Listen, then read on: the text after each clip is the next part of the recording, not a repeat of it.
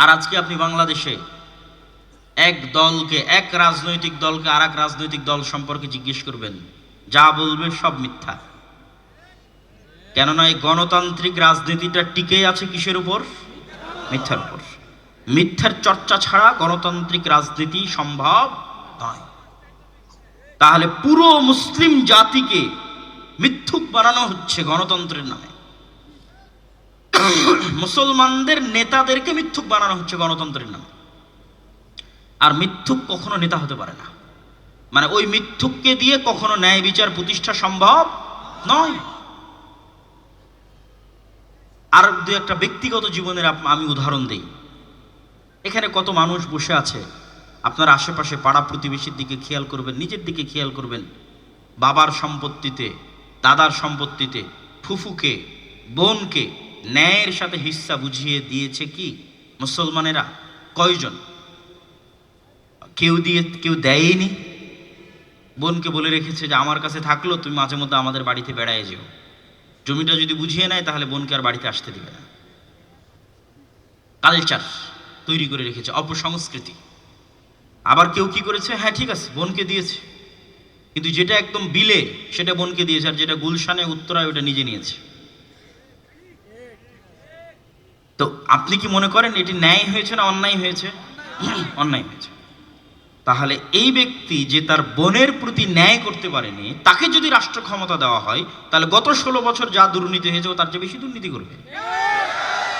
আজকে বোনের কাছে পেয়েছে, বোনের কাছে করে নিয়েছে, কাল রাষ্ট্র ক্ষমতায় গেলে সবার কাছে করবে। ফেসবুকে, ইউটিউবে সবাই গালি দিতে পারতেছে বিভিন্ন জনকে, অমুক দুর্নীতিবাজ এত টাকা পাচার করেছে, কিন্তু সে বাস্তব জীবনে কতটা ন্যায় পরায়ণ। যৌতুকের ভিত্তিতে বিবাহ অন্যায়, কিন্তু গ্রাম অঞ্চলে যান, যৌতুক কালচার। অথচ যৌতুক মেয়ের পিতা এবং মেয়ের প্রতি অন্যায়, আর এই অন্যায় সামিল হচ্ছে পুরো গ্রাম। হাজি, নামাজি, দানবীর সবাই সামিল হচ্ছে। তো তাদেরকে যদি আপনি রাষ্ট্র ক্ষমতা দেন, তো যে মেয়ের কাছে যৌতুক নিতে পারে সে রাষ্ট্র ক্ষমতা পেলে সারা দেশের সব সম্পদ লুটে খাবে। তাহলে সে কি রাষ্ট্রের ন্যায় বিচার প্রতিষ্ঠা করতে পারবে? পারবে না। তাহলে সে যদি রাষ্ট্রের ন্যায় বিচার প্রতিষ্ঠার যোগ্য না হয়, আল্লাহ তাকে রাষ্ট্র ক্ষমতা দিবে? দেবে না। এই জন্য মুসলমানেরা রাষ্ট্র ক্ষমতা থেকে দূরে।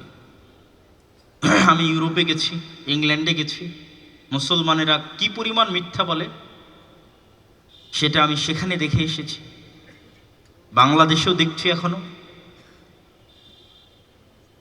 মুসলমানে তো বলেই, ইউরোপ, ইংল্যান্ড, আমেরিকায় খ্রিস্টান এবং ইহুদিদের সাথে মুসলমানেরা মিথ্যা বলে দেধারসে 2টা টাকা বেশি পাওয়ার জন্য